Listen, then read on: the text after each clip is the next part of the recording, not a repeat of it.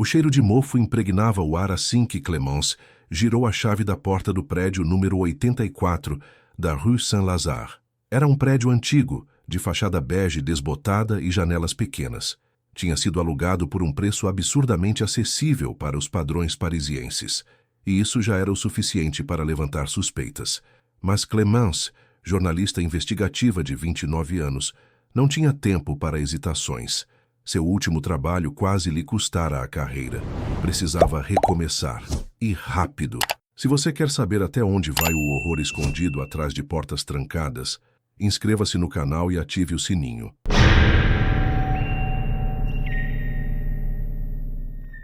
O sótão fora transformado num estúdio rústico.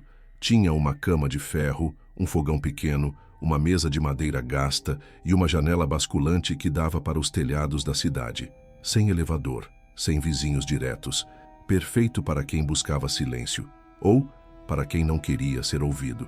No dia seguinte à mudança, Clémence notou algo estranho. Não no apartamento, mas no corredor escuro do último andar. Uma porta trancada com 3 cadeados. Estava ali, discreta, ao lado do quartinho da faxineira, onde, segundo o zelador, ninguém entrava há anos. Depósito antigo, cheio de lixo velho, dissera ele com desinteresse, balançando a cabeça e voltando à limpeza da escadaria. Mas havia algo naquela porta que incomodava Clémence. Uma vibração muda, o tipo de presença que não se vê, mas se percebe. O primeiro ruído veio na 3ª noite, algo como móveis sendo arrastados, às 2h12 da madrugada. Depois, estalos, e em seguida, silêncio absoluto. Nenhuma luz acesa sob a fresta da porta. Clémence tentou ignorar. Talvez um gato, ou barulho da estrutura de madeira velha, pensou. Mas, como jornalista, ela sabia. Quando a lógica não explica, o instinto começa a farejar a verdade. Durante o dia, o prédio era um deserto. Os moradores pareciam fantasmas. Entravam e saíam rápido, sem conversas, sem olhares. Ao tentar interagir com a senhora do 3º andar, recebeu apenas um murmúrio. Não mexa no que está quieto, moça. E a porta se fechou com um estalo seco. Certa tarde, Clémence, motivada por uma matéria investigativa que envolvia desaparecimentos não solucionados na região, especialmente de mulheres jovens, visitou o cartório local. Descobriu que o prédio da Rue Saint-Lazare havia sido interditado por quase 5 anos, após um incêndio misterioso no último andar. Um homem, Marc Chevalier, morador do antigo sótão, desaparecera logo depois. Nunca foi encontrado. Naquela noite, Clémence trancou a porta do estúdio e colocou uma cadeira escorada nela. Mas às 3h47 da madrugada, ouviu um som que gelou sua espinha. Passos, um de cada vez, lentos, precisos, direto acima de sua cabeça. Ela sabia, o depósito estava vazio e o sótão era o último andar. Na manhã seguinte, confrontou o zelador. Você sabia do incêndio, não sabia? Ele desviou os olhos. Gente velha fala demais. Deixe o passado morto, senhorita. Mas o passado não estava morto. Pelo menos não para ela. Na noite seguinte, Clémence decidiu instalar uma câmera no corredor em frente à porta trancada.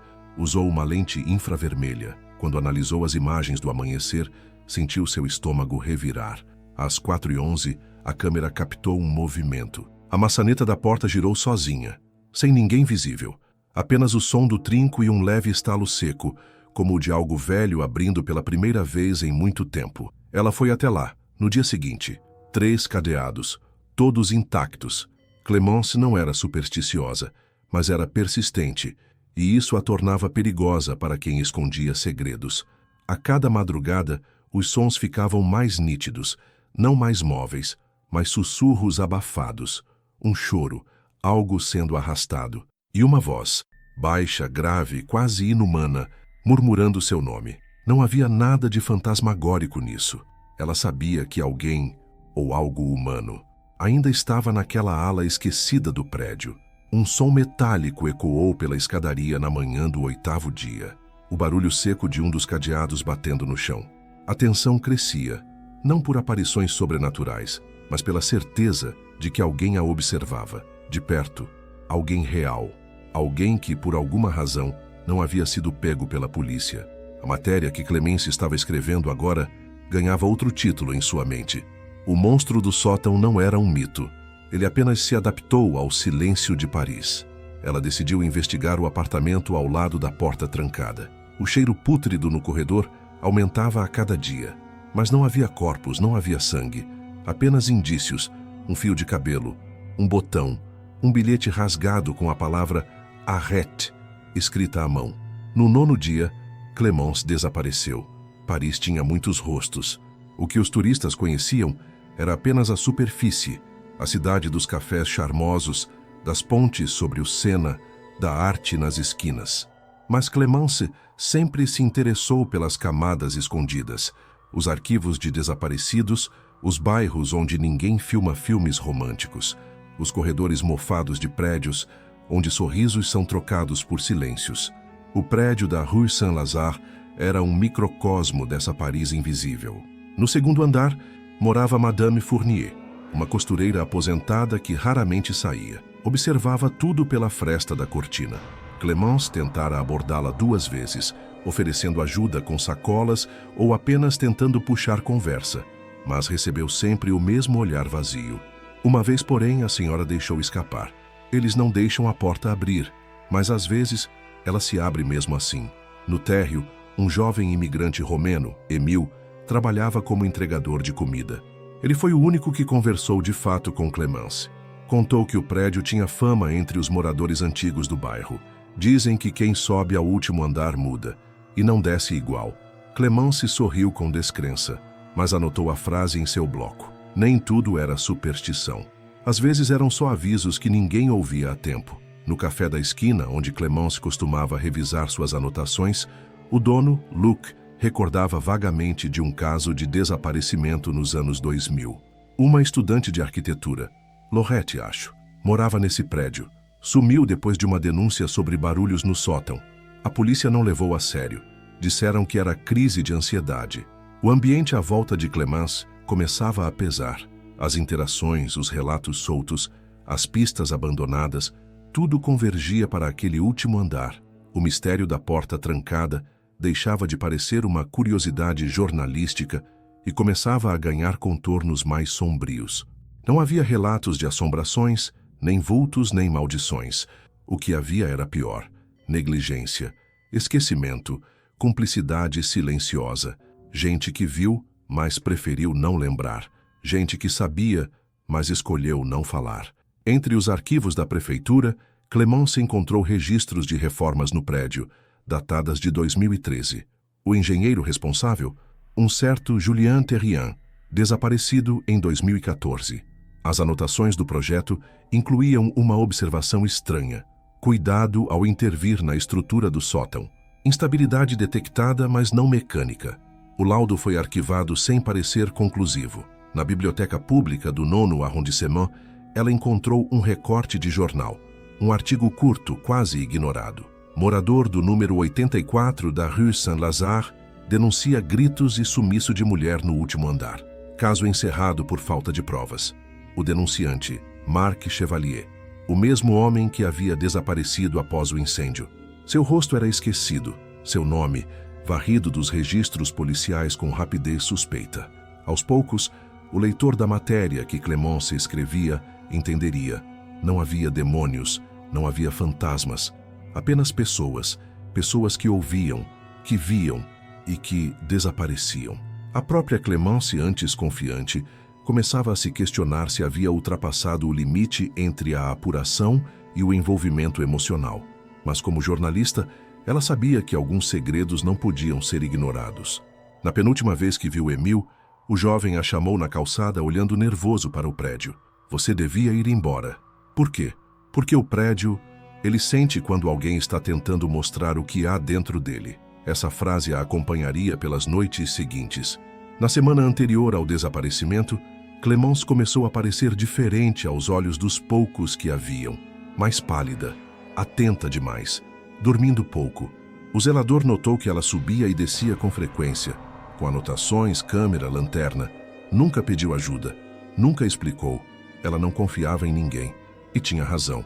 No corredor do último andar, ninguém mais passava. Os vizinhos começaram a evitar o olhar para cima. A presença ali já não era apenas estranha, era opressiva. Na última filmagem recuperada de seu notebook, Resgatado pela polícia dias depois, na recepção do prédio, Clémence aparece diante da porta trancada. Um dos cadeados já não está mais lá. Ela olha para a câmera e diz: "Se eu desaparecer, saibam que a verdade estava aqui e que vocês escolheram não ouvir." Na madrugada de 14 de fevereiro, data do último registro confirmado de Clémence, o clima em Paris estava anormalmente frio. O tipo de frio que congela vidros por dentro e silencia até os ruídos do trânsito. No prédio da Rue Saint-Lazare, porém, o silêncio era outro, tenso, espesso, como se o ar soubesse que algo estava prestes a acontecer. Clémence acordou pouco depois das 2 da manhã com um som já familiar, passos acima do teto, mas dessa vez diferentes, mais pesados, rítmicos, como se alguém estivesse marchando. Foi até a porta.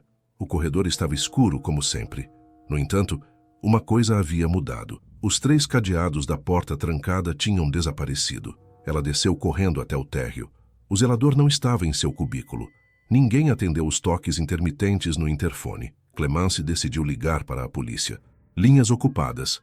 Tentou sinal de celular. Nenhum. Era como se, subitamente, o prédio tivesse se tornado um mundo à parte. Voltou ao último andar. A porta estava entreaberta. Ao empurrá-la, sentiu o cheiro de podridão vindo do interior. Um cheiro que grudava na pele e queimava a garganta. A lanterna tremia em sua mão, não pelo frio, mas pelo que ela sabia que poderia encontrar. O cômodo era um espaço irregular, mais profundo do que qualquer um esperaria de um simples depósito. As paredes eram de concreto cru, cobertas por marcas riscadas, nomes apagados, datas soltas. Havia colchonetes antigos, trapos, caixas empilhadas e restos. Restos humanos, ossos, mechas de cabelo, ganchos fixados em tábuas, uma polaroid rasgada no chão. Clémence, dormindo, no próprio estúdio. Ela recuou, em choque, mas não fugiu. Começou a filmar tudo com a câmera acoplada à lanterna. As imagens tremiam, mas mostravam o que ela precisava para sua matéria, ou ao menos era o que pensava. Foi quando ouviu a respiração, atrás dela, rápida, pesada e irregular. O instinto fez com que virasse a câmera. A luz da lanterna percorreu o cômodo. Nada, apenas sombras e poeira. Mas a respiração continuava e aproximava-se. Correu. As escadas pareciam mais longas. O estúdio, a poucos metros, se tornava inalcançável. Quando entrou, trancou a porta e empurrou a cômoda contra ela. Ligou o notebook, conectou o HD externo com os vídeos, escreveu rapidamente o que havia visto. Mas enquanto digitava, percebeu. O som estava dentro do quarto. Virou-se. A janela estava aberta. No chão, pegadas. Barro. Tecido rasgado. Um pedaço de luva preta. Desligou o computador, retirou o HD e guardou no bolso do casaco. Tentou sair pela escada. Mas no segundo andar ouviu gritos abafados, de dentro dos apartamentos. Portas trancadas. Luzes apagadas. Paris dormia, ou fingia. Na rua, ninguém. O café da esquina fechado. A polícia não atendeu a ligação. Correu até uma cabine pública. Ligou para o número de emergência e finalmente conseguiu contato. "Envie uma viatura, é urgente. Alguém me seguiu. Há corpos no sótão. Ele está solto. Qual o endereço? 84, Rue Saint-Lazare." Repetindo, número 84? "Sim, mandem ajuda. Isso não é engraçado, senhora. O prédio foi demolido em 2015. Quem está aí?" Silêncio. "Senhora?" A ligação caiu. Clémence olhou ao redor. A cabine era real. A rua, familiar. Mas o prédio, agora parecia diferente. Como se tivesse sido maquiado por camadas de realidade antiga. Como se estivesse ali e não estivesse. Uma farsa em concreto. Ela voltou correndo. Precisava sair dali. Precisava entregar o material. Ao subir, sentiu que estava sendo seguida novamente. Ou ouvida. Cada degrau rangia como se gritasse. De volta ao estúdio, trancou a porta. Conectou o HD no notebook. Mas ao abrir os arquivos, tudo estava corrompido. As filmagens haviam sumido. Só restava um áudio. 10 segundos. Sua própria voz tremendo. "Ele sabe que estou aqui. Ele me vê até quando fecho os olhos." No minuto seguinte, a tela apagou. A luz do estúdio piscou.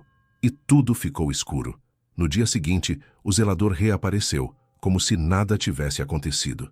Disse aos policiais, chamados por um vizinho que estranhou a ausência da jornalista, que Clemence partira à noite com pressa. Parecia perturbada, afirmou. No estúdio não havia sinais de luta. Tudo estava limpo. Nenhum HD, nenhum notebook, nenhuma câmera. Apenas um papel dobrado na mesa. Às vezes o monstro não mora no escuro. Ele constrói um lar lá e convida você a entrar.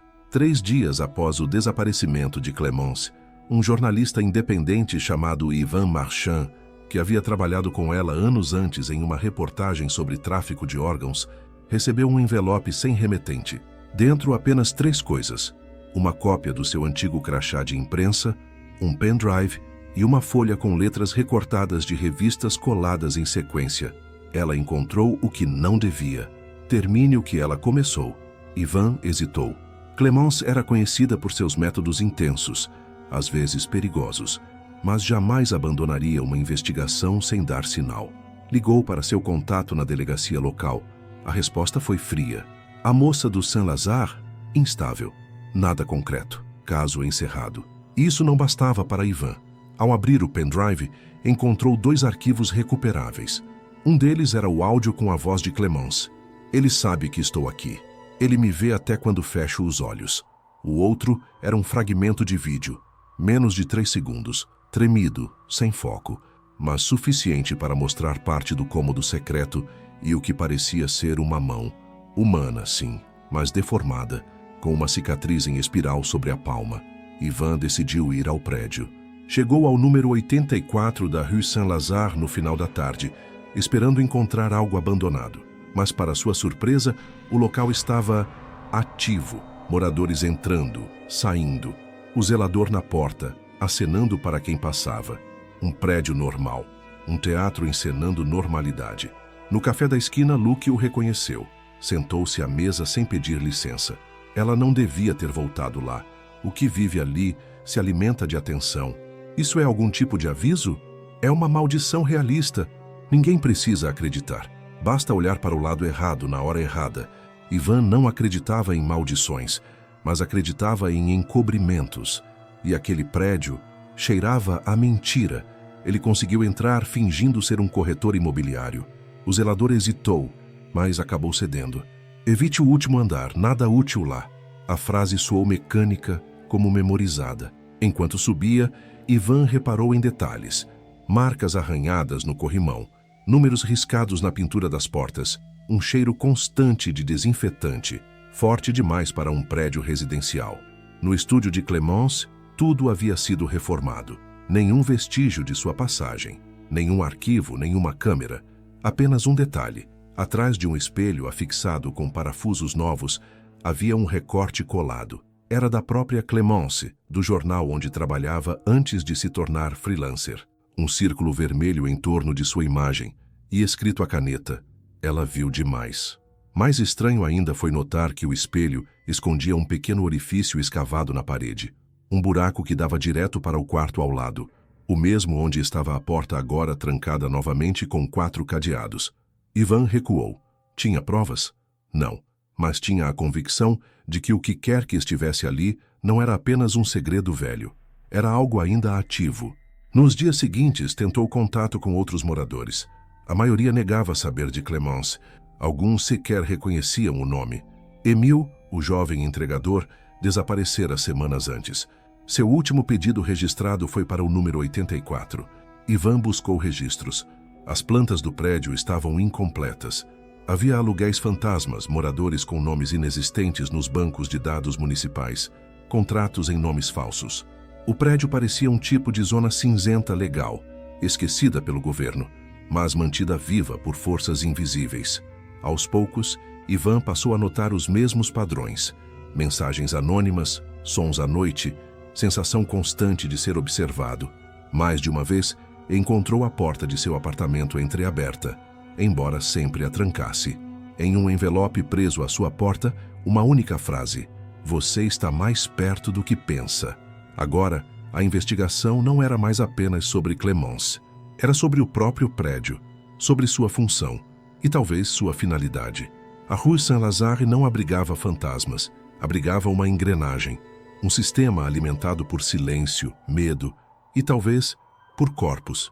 E pela primeira vez, Ivan começou a se perguntar quantos prédios como aquele existem em Paris. 2 semanas após o desaparecimento de Clémence, Ivan decidiu que era hora de ir até o fim. Ele não estava mais tentando encontrar uma colega. Estava tentando entender o funcionamento de um sistema que consumia pessoas e apagava seus rastros como se jamais tivessem existido. Naquela noite, voltou ao prédio, dessa vez munido de um gravador escondido, uma câmera pinhole acoplada à camisa e um spray marcador, caso precisasse sinalizar rotas ou objetos ocultos. Chegou pouco antes da meia-noite. O zelador não estava. A portaria estava escura, mas o prédio respirava, como um corpo vivo. Subiu direto ao último andar. A porta misteriosa seguia intacta, agora com 5 cadeados. Ao examinar os arredores, percebeu algo escondido sob o tapete do corredor. Uma tampa metálica, redonda, com dobradiças. Uma escotilha camuflada. Com esforço, abriu. Uma escada enferrujada descia por um túnel escuro e estreito. Um cheiro familiar voltou. Carne antiga, pó, umidade, medo. Desceu. Encontrou um corredor subterrâneo estreito, impossível de figurar numa planta de prédio residencial. Teto baixo, paredes de pedra crua, luzes antigas de emergência. Nos lados, portas de ferro numeradas, 1 a 13, mas apenas uma delas entreaberta, a número 7. Ao empurrar a porta, sentiu a temperatura cair drasticamente. Dentro, um quarto simples, uma cama de ferro, uma mesa e uma pasta. Dentro da pasta, estavam papéis de acompanhamento psicológico, nomes femininos, relatórios médicos, prontuários de desaparecidas, assinados por uma sigla, IDSL, Institut de Diagnostic Saint-Lazare, um nome que jamais ouvira. Ao folhear os documentos, encontrou o último dossiê, nome Clémence Moreau. Último status, instável, reclusa, resistente, carimbo vermelho, transferida para o nível profundo. Ivan sentiu o coração acelerar. Havia níveis. Saiu da sala e continuou pelo corredor. Mais à frente, uma placa pendurada por fios. Acesso restrito. Nível profundo. Abaixo, uma escada de concreto que descia direto para o escuro absoluto. E então, ele ouviu uma voz. Fraca, tremendo, familiar. Alguém, por favor. Era Clémence. Sem hesitar, desceu. Ao chegar ao fim, encontrou um corredor largo, com câmeras de segurança, espelhos unidirecionais e portas de contenção. Tudo parecia abandonado, mas ainda funcional, como uma ala psiquiátrica desativada. No fim do corredor, grade de ferro. Atrás dela, sentada no chão, Clémence. Suja, magra, com os olhos arregalados, mas viva. Ivan correu até ela. Clémence, sou eu. Vim te tirar daqui. Ela o olhou como quem olha um delírio. Você não devia ter vindo. Você está segura agora. Eles sabem que você está aqui. Antes que pudesse reagir, uma luz branca acendeu atrás dele. Passos. Rápidos. Precisos. Uniformes. Ivan virou-se. 3 homens de preto. Máscaras. Luvas. Nenhuma identificação. Um golpe na cabeça. Escuridão. Ele acordou algemado a uma cadeira. Diante dele, uma mesa metálica. Luz forte nos olhos. Uma voz, distorcida por modulação eletrônica, ecoou no alto-falante. Sr. Marchand, tocou onde não devia. Você viu o que não devia. Está diante de uma escolha. Que tipo de lugar é esse? Ele gemeu. O que fizeram com Clémence? Clémence era uma variável descontrolada. Como você. Isso é um hospital, uma prisão, é um filtro. Para os indesejados, para os ruídos. Gente que fere a simetria. A voz não explicava, apenas afirmava. Como um processo que já aconteceu e que não pode mais ser revertido. O que querem de mim? Perguntou ele. Queremos silêncio, como todos os outros aceitaram. E então apresentaram um tablet. Na tela, uma carta escrita com a assinatura de Ivan. Despedida, confissão de paranoia, alegação de suicídio planejado. Tudo pronto para ser enviado à imprensa. Assine e volta ao mundo. Recusa e ninguém nunca mais vai lembrar de você. Ivan olhou para a câmera com o rosto ferido, mas os olhos firmes. Façam o que quiserem, mas se acham que isso vai parar, corte seco na gravação. 2 dias depois, a polícia recebeu uma ligação anônima. Ivan fora encontrado morto no rio Sena. Suicídio, segundo o laudo. No prédio da Rue Saint-Lazare, A porta misteriosa agora tinha 6 cadeados. O estúdio de Clemence foi alugado novamente, por uma nova jornalista, vinda do interior, com a mesma esperança de recomeço. A morte de Ivan Marchand foi noticiada de forma breve. Um parágrafo discreto na seção policial de um jornal local. Jornalista investigativo, encontrado sem vida no Sena. Polícia descarta homicídio. Amigos relatam sinais de depressão. Poucos sabiam que ele investigava o caso Clemence. Menos ainda sabiam que ele havia estado dentro do prédio da Rue Saint-Lazare dias antes de morrer. No entanto, algo não saiu como os que estavam por trás do silêncio esperavam. O pendrive com os arquivos de Clemence, o mesmo que Ivan recebera anonimamente, havia sido duplicado e enviado a outro destinatário. Dessa vez, para Jeanne Lemoine, uma repórter do canal independente La Vérité Paris, conhecida por cobrir denúncias de corrupção institucional. Jeanne não era próxima de Clemence, mas reconheceu seu nome e reconheceu o padrão. Jornalistas silenciados, investigações enterradas, arquivos corrompidos. Quando assistiu ao pequeno trecho do vídeo, aquele onde Clemence gravava em sussurros e dizia: "Ele me vê até quando fecho os olhos", algo em sua mente se acendeu. Medo, sim. Mas também uma convicção. Isso não era paranoia. Era perseguição estruturada. Decidiu seguir a trilha com cautela. Diferente de Clemence, não subiu direto ao prédio. Primeiro, analisou os registros públicos.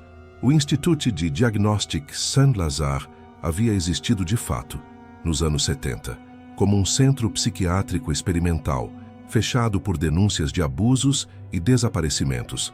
Supostamente, foi demolido, mas o prédio da Rue Saint-Lazare tinha o mesmo endereço, apenas renumerado em 1992, após reformas de fachada. A estrutura original fora mantida. Por baixo, o mesmo solo, as mesmas fundações, os mesmos corredores subterrâneos.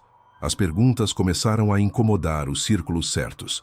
No fim daquela semana, Jeanne recebeu uma ligação não identificada. Uma voz masculina artificialmente alterada sussurrou: "Sabemos o que você recebeu. Não continue." Ela desligou e publicou mesmo assim.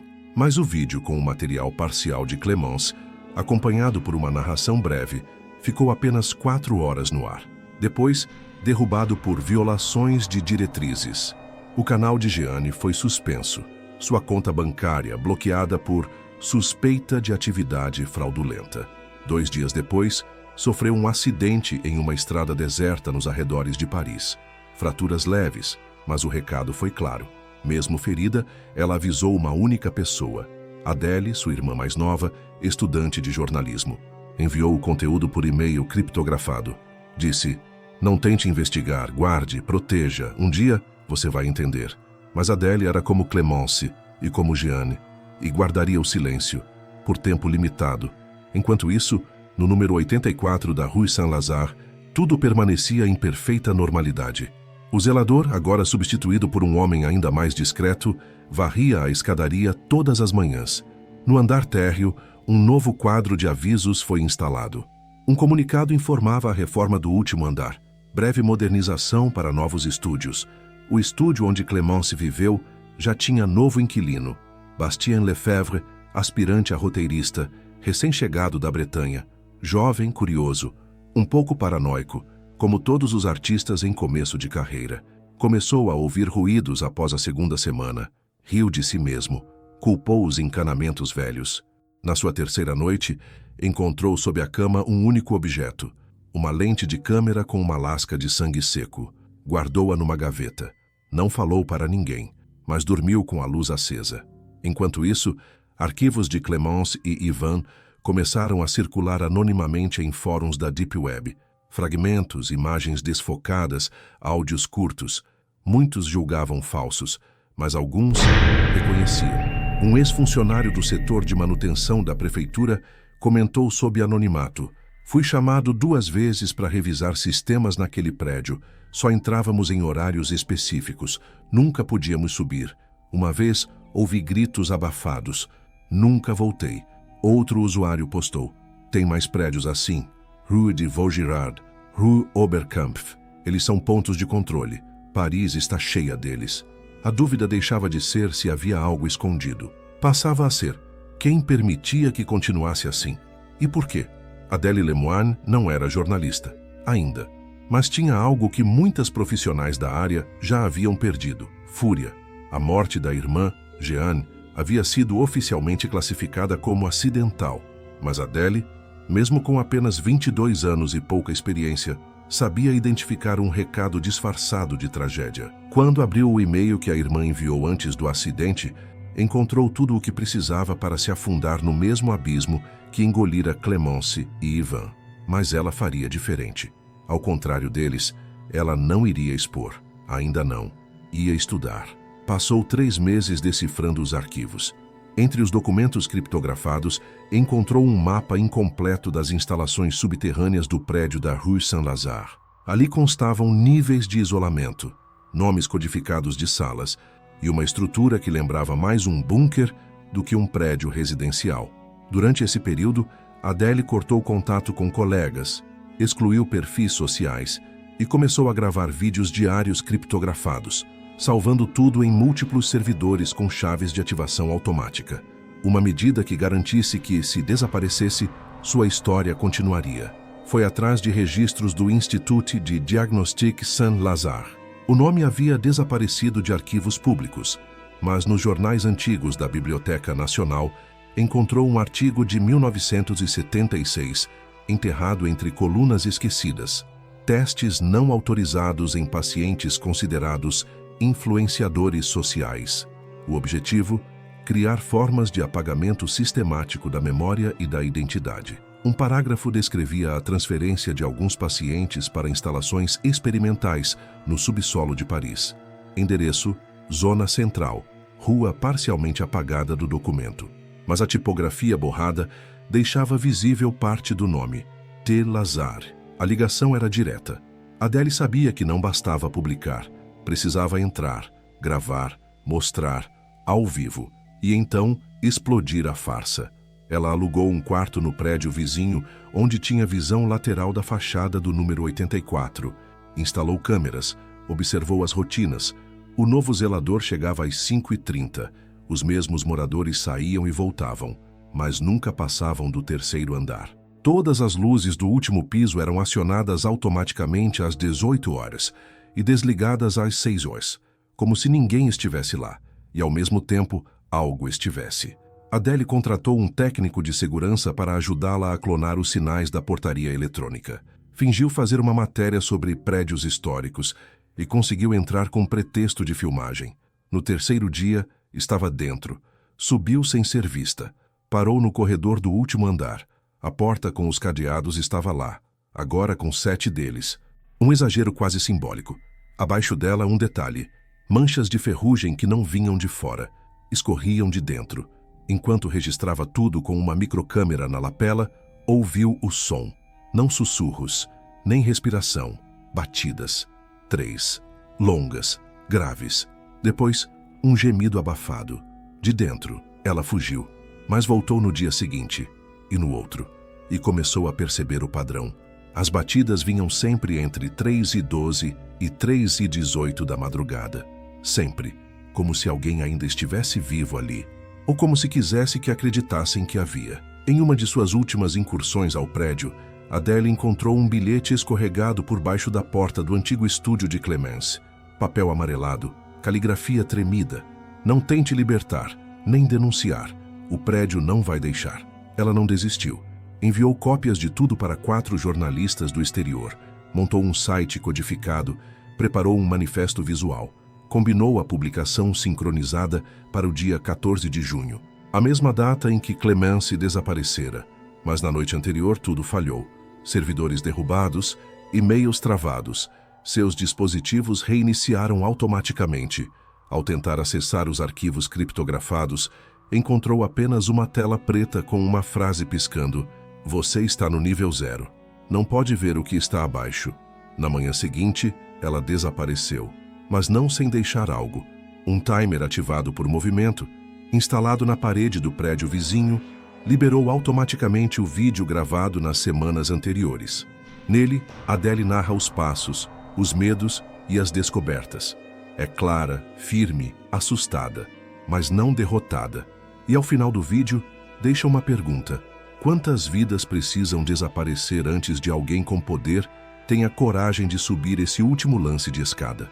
O vídeo viralizou, e por uma breve janela de tempo, a verdade emergiu, confusa, parcial, perturbadora, mas viva. Por poucas horas o mundo viu o que a França tentou esconder, e o prédio da Rue Saint-Lazare acendeu todas as luzes ao mesmo tempo.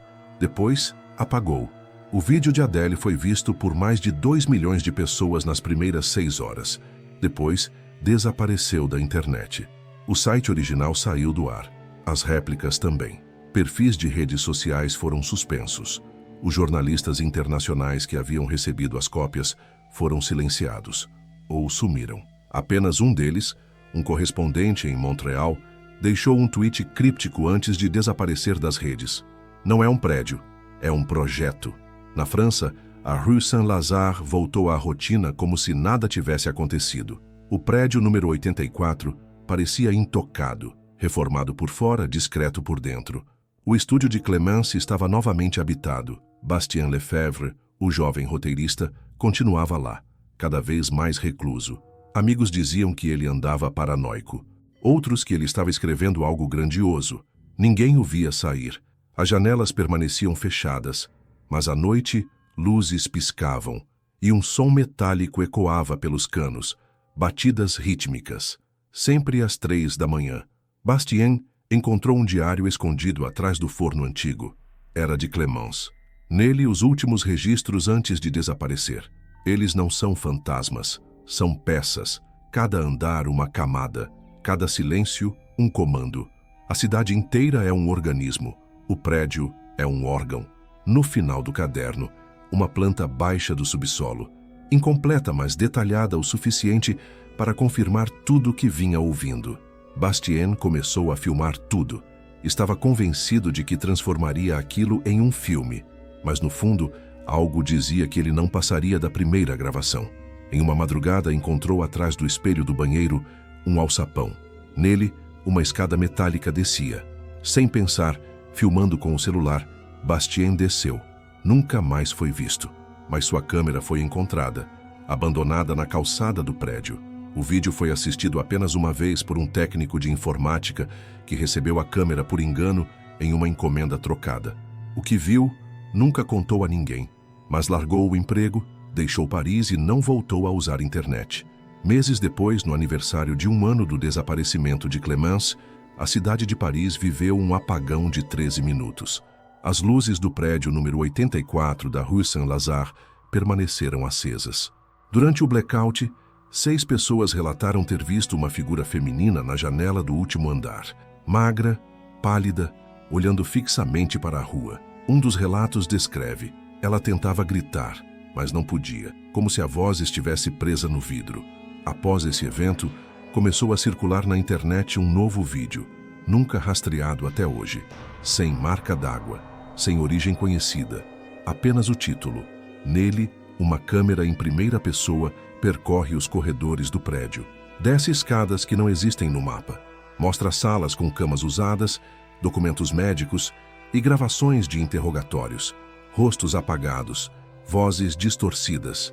Ao final do vídeo, uma sequência de nomes, todos desaparecidos nos últimos 10 anos, incluindo Clémence Moreau, Yvan Marchand, Jeanne Lemoine, Adèle Lemoine e Bastien Lefebvre. As autoridades alegaram ser uma obra de ficção, mas entre os nomes, um detalhe. Um ainda estava vivo. Madame Fournier, a costureira do 2º andar. Um grupo de jornalistas foi até ela. A resposta foi seca. Todos nós sabíamos, só não queríamos ser os próximos. No dia seguinte, ela foi encontrada enforcada com fios de linha vermelha, sem bilhete, mas havia algo costurado na barra de sua cortina. A cidade não esquece, apenas espera. Hoje, o prédio número 84 da Rue Saint-Lazare continua habitado, alugado por agências, vendido por corretores, ignorado por fiscais. Um lugar com reputação peculiar, mas nunca oficialmente denunciado.